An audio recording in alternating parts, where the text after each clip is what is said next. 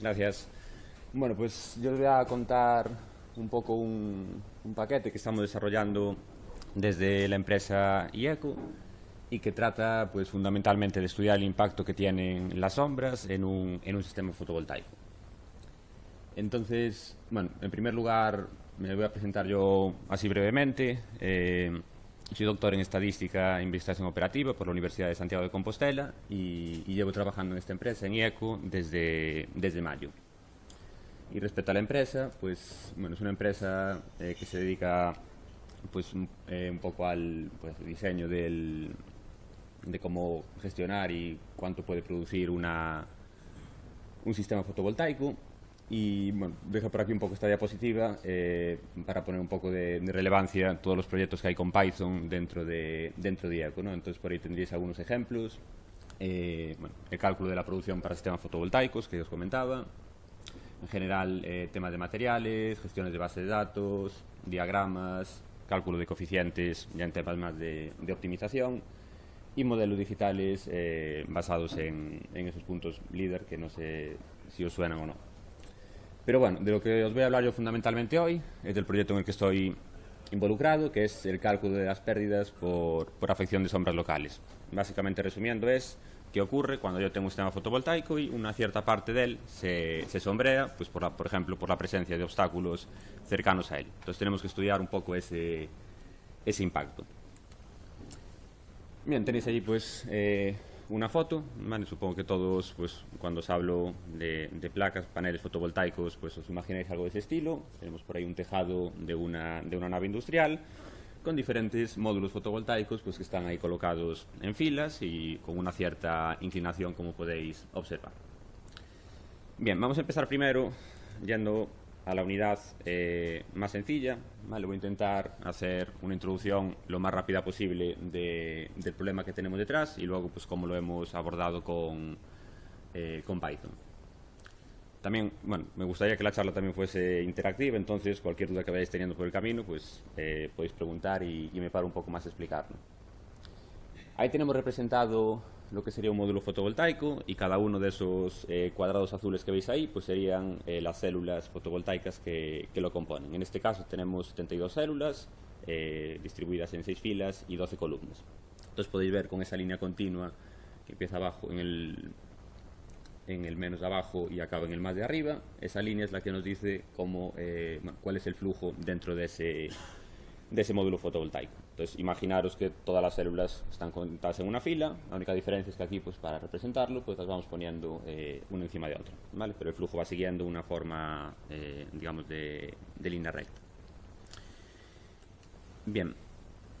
Vamos a hablar un poco de lo que ocurre, bueno, ciertos parámetros que vamos a necesitar. El primero de ellos es la corriente y el segundo el voltaje. Supongo que esto sí que más o menos pues, os sonará o estaréis algo familiarizados.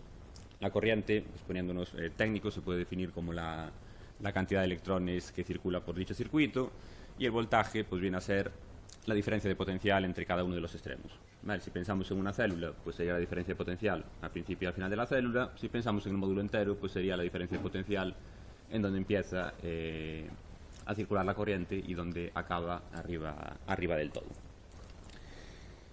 Bien, la potencia, que es lo que nos va a interesar, es cuánto va a producir, digamos, ese módulo, pues va a ser el producto de la intensidad de corriente por el voltaje. Entonces, nuestro objetivo va a ser, dado un módulo fotovoltaico y luego más adelante ya un conjunto de módulos, calcular el punto de máxima potencia.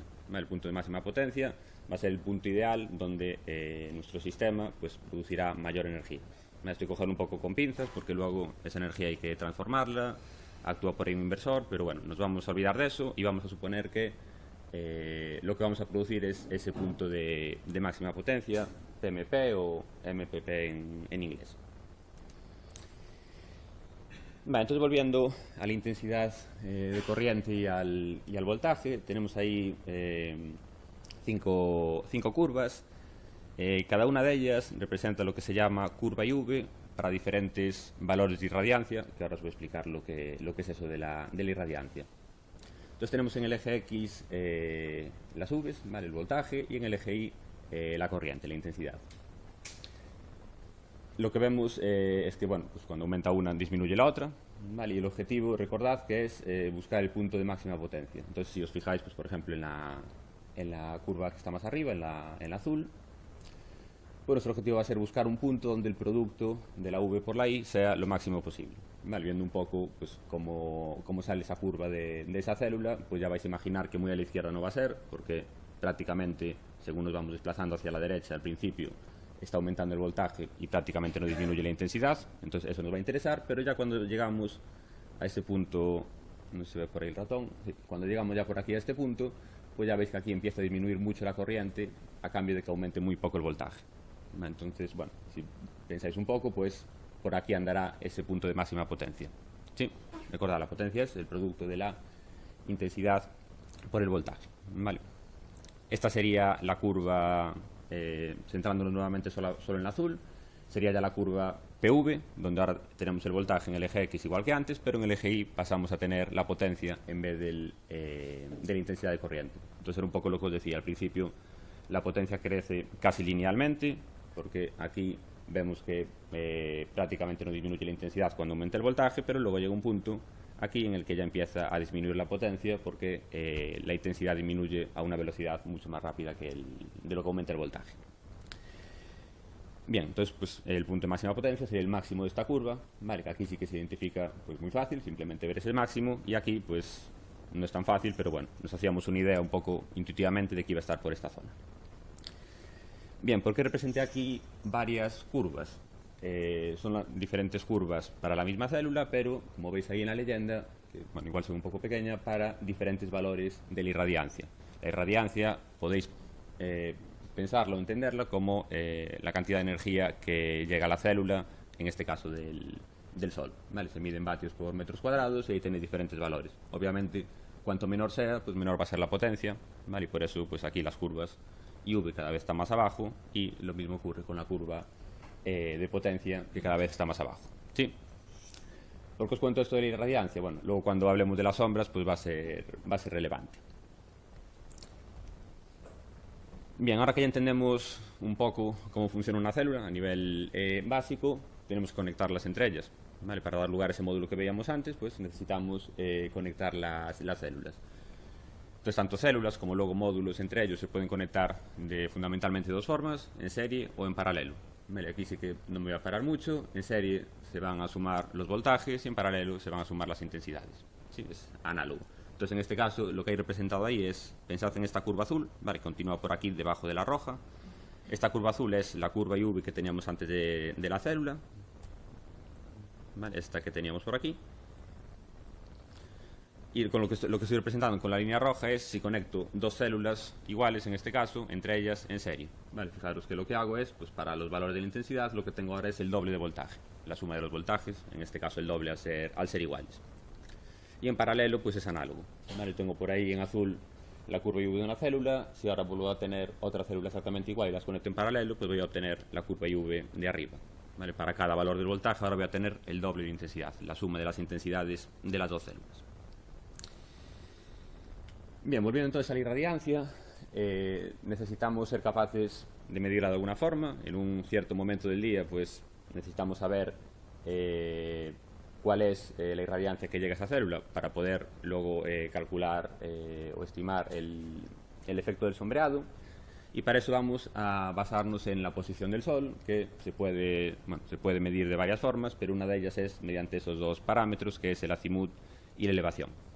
Tampoco, sin entrar mucho en detalle, si pensáis estáis en un punto fijo de la Tierra y el Sol, visualmente lo veis moviéndose, pues salir y ponerse, pues podéis pensar en el azimut como el ángulo en la circunferencia que forma con respecto al norte.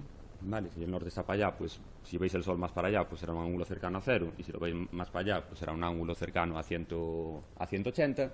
Y la elevación la podéis pensar como la altura a la que está el Sol. ¿Vale? Cuando el Sol está saliendo o poniéndose por el horizonte, pues será en torno a 0 grados, y cuando lo veis arriba de todo, en lo que se conoce como el cenit, pues serán 90 grados. ¿Vale? Simplemente con esto quedarnos de que con estos dos parámetros podemos saber con exactitud la posición del Sol.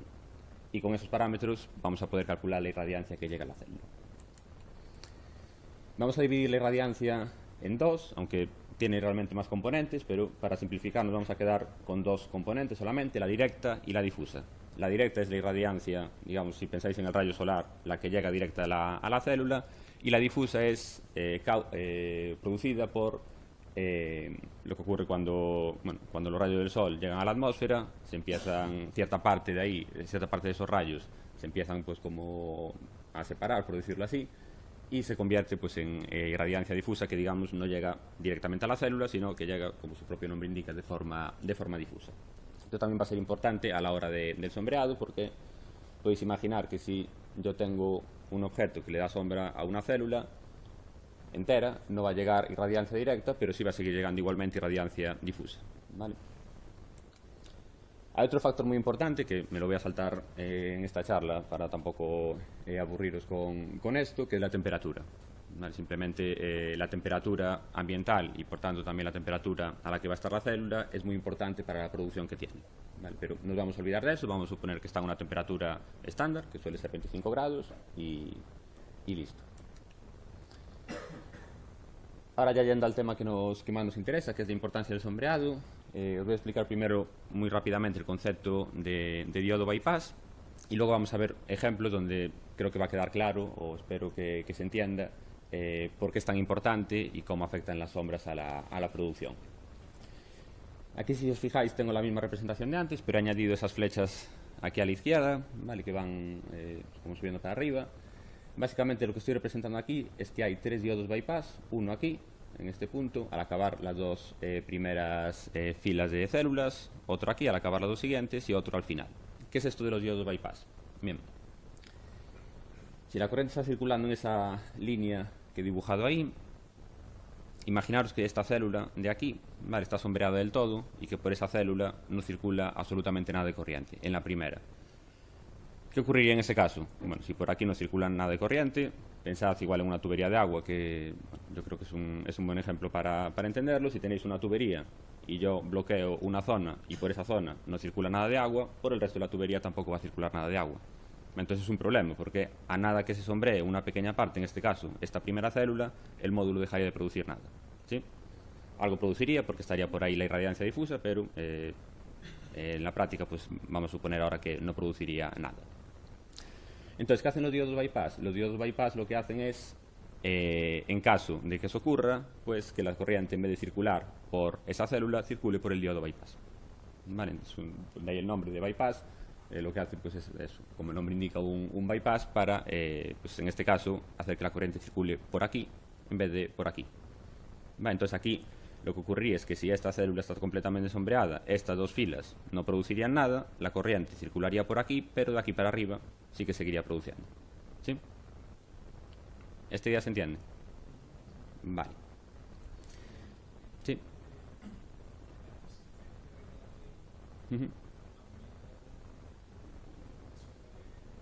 Perdón, Sí, o sea, ahí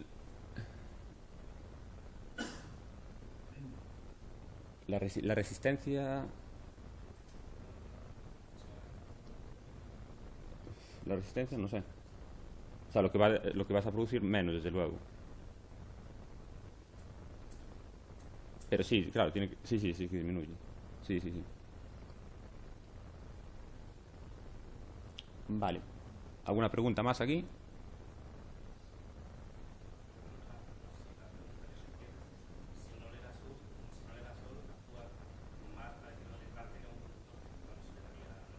Exacto. Claro, sí, por eso, porque sí.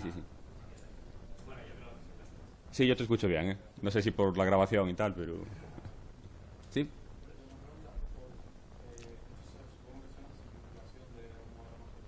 Sí. Sí, pero en la práctica esto es lo que ocurre realmente. Sí, yo te escucho.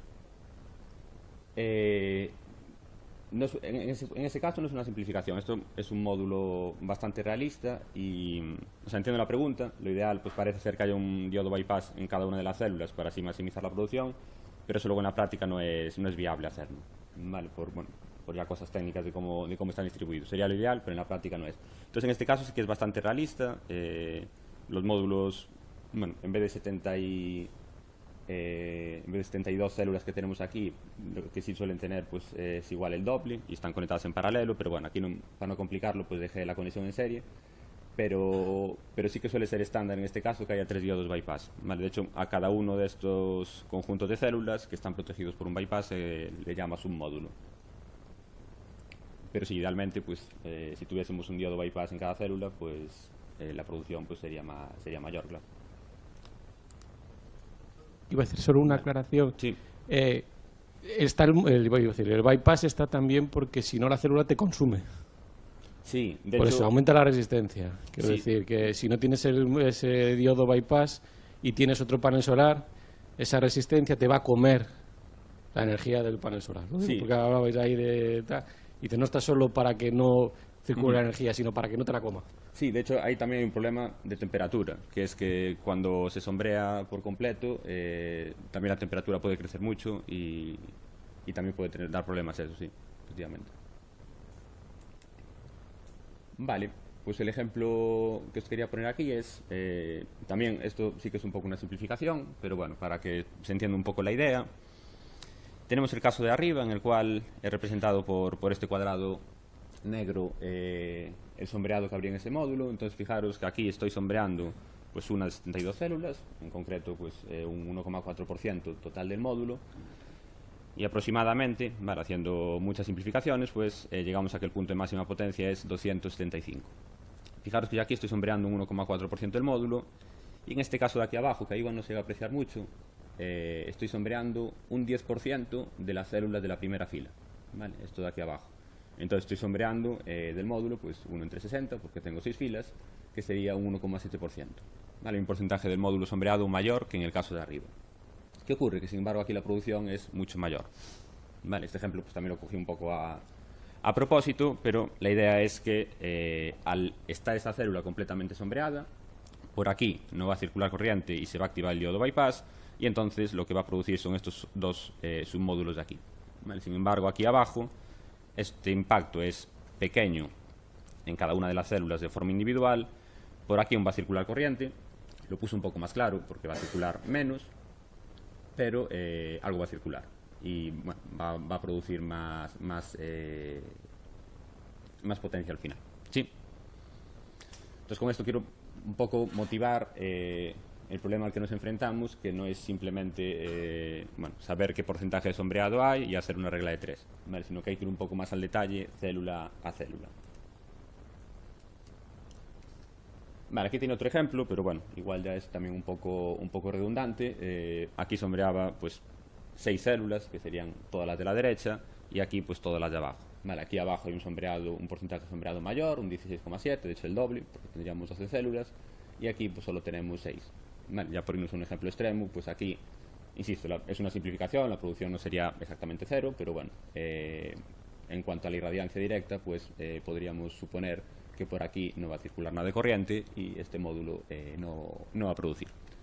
Sin embargo, este que tenemos aquí, ¿vale? A pesar de que tiene un porcentaje de sombreado mayor, del doble, bueno, pues simplemente se activaría aquí el diodo bypass y estos dos submódulos seguirían produciendo de forma habitual. ¿Sí? Vale. Pues ahora sí, empezamos ya con la parte más de Python, después de esta introducción, que quería que fuese un poco más breve, pero bueno. Lo que estamos desarrollando se basa fundamentalmente en una librería que se llama PBLib, que es de Python, que está desarrollada por la comunidad y bueno, es una librería hasta donde yo sé bastante de referencia en este campo y nos va a permitir, pues, entre otras cosas, calcular aquellas curvas IV que veíamos, la producción, etcétera, etcétera. Luego os comento un poquillo más en detalle. Entonces, los objetivos iniciales que nos planteamos en este proyecto se pueden, digamos, separar en dos bloques. Un primer paso, que de momento prácticamente no hablé de él, pero que también es bastante importante, que es calcular ese sombreado. Vale, yo aquí os estaba poniendo ejemplos en los que yo ya os estaba diciendo hay esta célula sombreada o esta fila sombreada, pero hay un paso previo que es, yo tengo mi sistema fotovoltaico, pensad en la foto que os puse al principio, ese techo de una nave industrial, Y pues por ahí tengo pues un muro, o si está más bajo, pues igual unos árboles que pueden hacer sombra, etcétera, etcétera. Lo primero que tengo que ser capaz de hacer es definir esa figura geométrica o esa sombra geométrica sobre el módulo. ¿Vale? Eso es un problema muy difícil. Cuando tenemos pues un muro, pues es fácil, pero en cuanto empezamos a tener diferentes figuras, lo que tenemos que hacer es proyectar las sombras, dado una posición del sol, proyectar la sombra de cada una de las figuras en el sistema y luego calcular la intersección de esas, la unión en este caso, de esas sombras. Y ese cálculo es bastante complejo, ¿vale? A nivel matemático y computacional, pues cuando el número de figuras crece, ese cálculo se vuelve complejo. Entonces hay una parte costosa computacionalmente, que sería ese cálculo. De momento vais a ver que lo que hemos hecho hasta ahora es casos bastante sencillos y se pueden hacer en un tiempo casi inmediato. Y luego un segundo bloque, un segundo paso, que es un poco el que estuve ilustrando hasta ahora, que es, bueno, cuando yo ya sé cuál es la forma geométrica de la sombra sobre mi sistema fotovoltaico, cómo se va a ver la producción del mismo. ¿Sí? Es un poco lo que estuvimos viendo hasta ahora. Entonces, calcular las curvas IV de cada célula, irlas conectando en serie o en paralelo, ir pues eso, sumando voltajes o intensidades y ver qué es lo que obtenemos al final.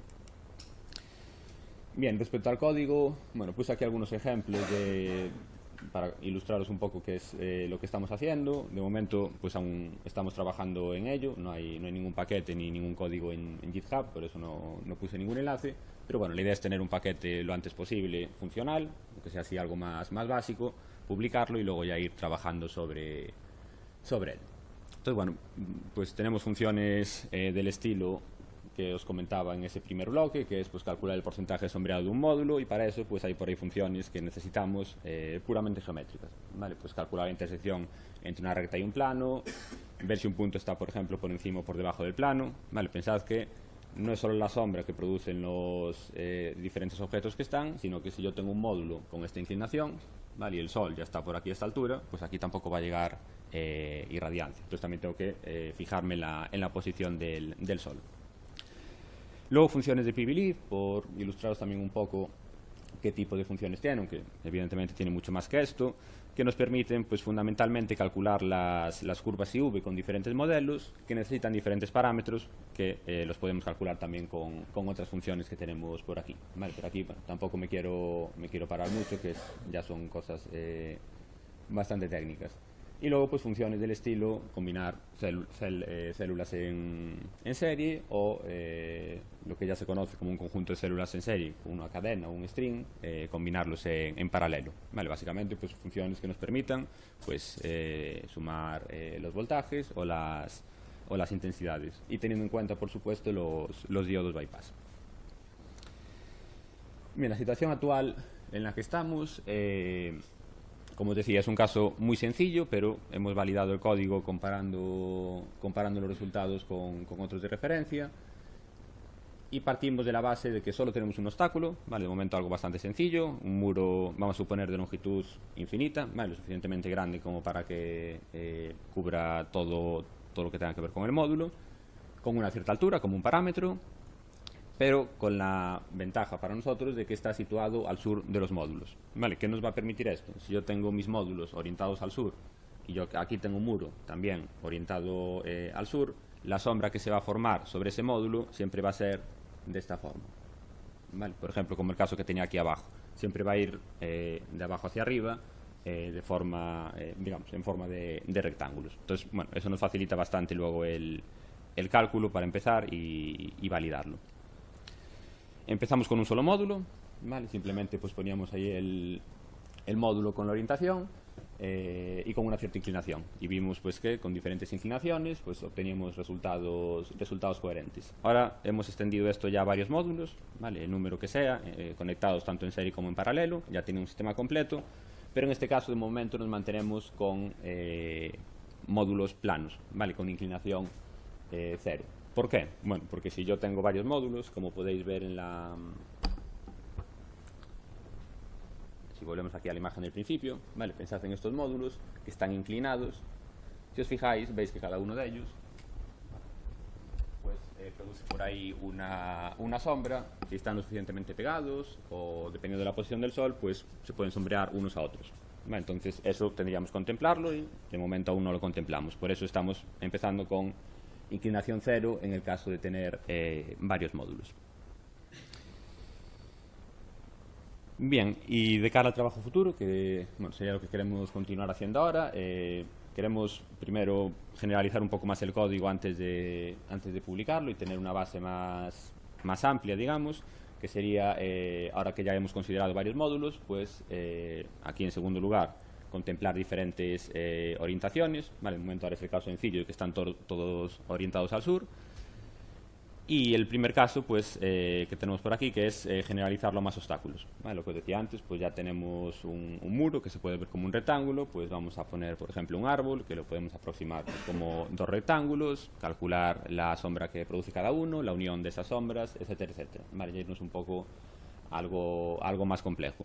Y una vez tengamos ya una base un poco más amplia, el objetivo es desarrollar modelos, ¿vale? Que es el objetivo fundamental de este proyecto, desarrollar modelos que nos permitan reducir ese tiempo computacional que necesitamos para calcular la producción, a cambio de pues, tener una aproximación bastante buena de cuál es esa producción final. ¿Vale? Pensad en que queremos calcular la producción de un sistema fotovoltaico a lo largo de todo el año. ¿Vale? La empresa que sea, pues necesita saber con ese sistema cuánto va a producir a lo largo del año. Si conseguimos disminuir el tiempo de cálculo cuando ya tenemos muchos obstáculos y eso aumenta, si lo conseguimos disminuir a cambio de que el resultado que demos sea bastante cercano al que sería el original, pues es un poco el objetivo de este proyecto. Ideas que tenemos por ahí, que no está tampoco definido qué haremos exactamente, vamos a explorar diferentes ideas, pues se pueden utilizar pues, técnicas estadísticas, por ejemplo, para hacer agrupaciones. No tiene sentido volver a calcular todo si la situación es muy similar, por ejemplo, a lo largo del año. Esos cálculos geométricos se pueden aproximar. Yo puedo utilizar ciertas figuras geométricas para que resulte más fácil calcular el sombreado, y también el cálculo de las curvas IV de cada una de las células, pues también se puede optimizar en el sentido de no calcular curvas IV de células pues, que sean prácticamente iguales y que estén en una situación prácticamente igual. Y con esto acabaría, y dejo también ahora un rato por si tenéis alguna pregunta más. Y nada, agradeceros la atención y venir aquí.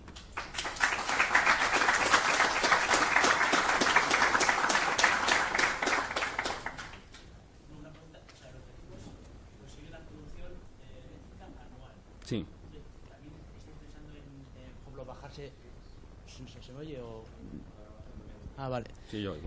O sea, estaba diciendo que el objetivo es conseguir la producción anual de una planta fotovoltaica. Entonces, ¿también estáis trabajando en las condiciones ambientales? Por ejemplo, descargarse todo el almanaque, yo que sé, alguna página como Underground, Weather o lo que sea.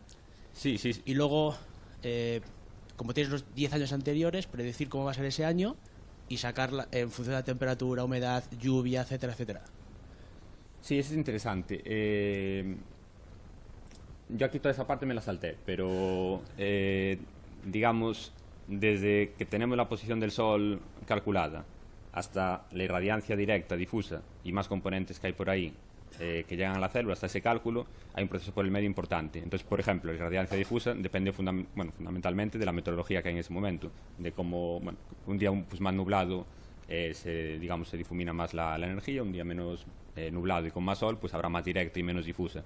Entonces sí, depende de pues, humedad, viento, todos esos factores. De momento lo que estamos trabajando es dando por hecho que ya tenemos esos datos de irradiancia directa y difusa y aplicar estos modelos. Pero sí, luego la idea es extenderlo y es interesante lo que dices de pues, utilizar ahí al final series temporales para predecir lo que va a ocurrir en un año. Sí. Generalmente se suele trabajar con lo que se llaman TMIs, que es como el año meteorológico típico.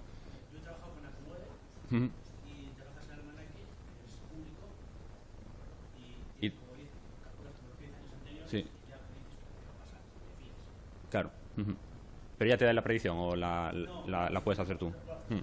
Sí. Yo me fío en coger analítica y luego la usas. Exacto. Sí. Bueno, por allí. ¿Te impide tener un diodo bypass por celda? Hay una explicación técnica, no te la puedo dar porque la desconozco, pero sé que no es, o sea, que a nivel práctico de por cómo funciona el módulo no es viable. No sé si es porque igual se calienta todo mucho o por temas de espacio, no lo sé, pero sé que no es viable. Por lo menos en lo que vi yo, no hay ningún módulo que tenga eso. Y supongo que si pudiese lo tendría, ¿no? Pero ahí sí que una explicación técnica no te la puedo dar porque lo desconozco. Vale, gracias. Gracias. Pues mira, por ejemplo, ese que os ponía ahí con el que estamos trabajando ahora a modo de ejemplo, que era ese ahí de 72 células, puede tener un tamaño de en torno a 2 por 1, más o menos. O sea, 2 por 1 metros.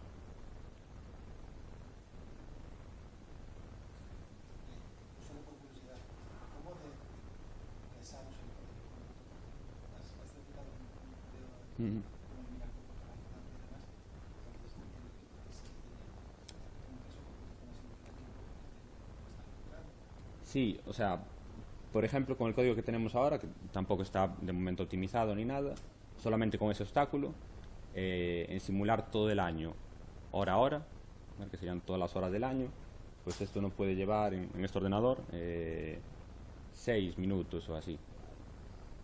También, o sea, no está optimizado el código y de momento no es el objetivo. Pero claro, el problema va a ser cuando metas más obstáculos, cuando empieza a combinar y tal.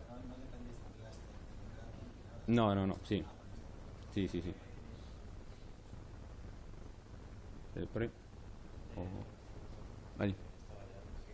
Vale, una pregunta. El tema de la suciedad y el polvo acumulado en las placas, ¿eso también, o sea, se modela aparte o está incluido en el mismo problema que estabas explicando? Con esos datos yo, por lo menos hasta el momento, no trabajé nunca ni los vi incluidos nunca en ningún modelo. Sí que sé que es muy importante el tema del mantenimiento de las placas y que justamente estén pues bien mantenidas por ese problema. Entonces entiendo que si tienen un mantenimiento adecuado, pues podrá despreciar eso. Si no lo tienen, pues no. Claro, porque yo entiendo que en ciertas épocas del año, como por ejemplo en primavera o algo así, el polen que se puede ir acumulando, eso también reduce la producción.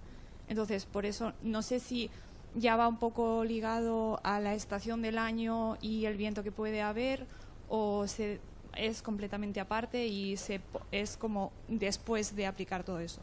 Sí, yo el tema del polen no lo vi, pero bueno, podría ser seguro que hay modelos que contemplan esa variable y en cualquier caso sería antes de hacer todo esto. Sería de cara a calcular la irradiancia que llega a la célula. Antes de eso es cuando deberíamos aplicarlo. Luego ya una vez sabemos la irradiancia que llega a la célula, ahí ya es calcular las curvas de la célula. Pero sí, habría que aplicarlo antes. Hola, estáis hablando de, o sea, por lo que yo entendí, al final partís de la curva IV de cada uno de los paneles que usáis, ¿no? Una instalación. Sí. ¿Eso no es un parámetro de fabricante? Sí, la curva IV te la da el fabricante, pero el tema es que cuando quieres ir al nivel cuando quieres calcular el sombreado, tienes que ir a las curvas IV de cada una de las células, no la del módulo. Vale, o sea, cada una individual. La puedes sacar a partir de ahí, sí. Sí, lo más costoso. El problema geométrico de la sombra. Pero sí, generalmente los módulos, en el fabricante suele dar la curva IV del módulo y a partir de ahí pues es fácil sacarla de la célula, sabiendo el número de células y cuántas son en serie y cuántas en paralelo. Yo tengo buena voz, ¿se escucha bien? Nada, simplemente era preguntarte sobre el tema matemático, porque he visto que, claro, partís de estas curvas Sí. IV y muchas de las ecuaciones entiendo que son ecuaciones continuas, ¿verdad?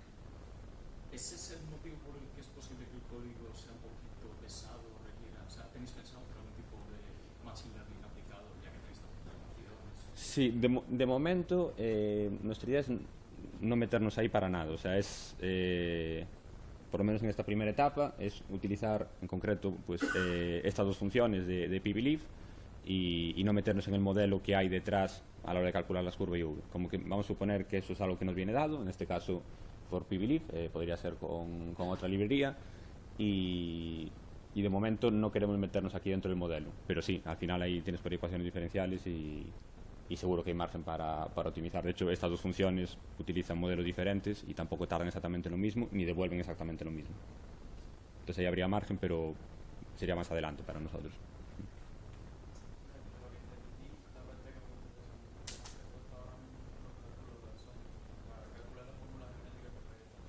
Sí, ahora mismo quizá no. Ahora mismo quizás sea esto lo que está tardando un poco más, pero sí, en cuanto tengamos algo medianamente realista, el cálculo más costoso va a ser el cálculo de las sombras. Ahora porque tenemos un muro solo, pero sí.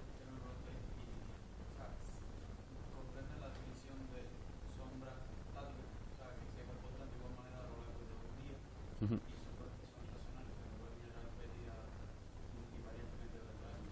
Claro, de momento vamos a partir de sombras producidas por objetos fijos que no se mueven, que están fijos y que no se mueven.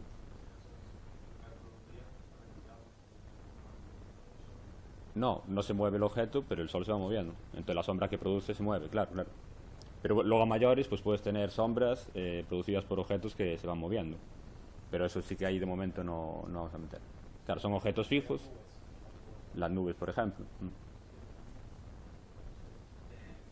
Creo que... Lo siento, pero se nos ha acabado ya un poco el tiempo, la hora. Los que tengáis todavía preguntas, comentarios, cualquier cosa, habrá más coffee breaks, habrá comidas también, entonces podréis preguntarle lo que queráis y tener un debate ahí de cómo prefiráis. Así que nada, muchas gracias a Bryce por la charla, ha sido muy interesante y ahora a ver lo siguiente.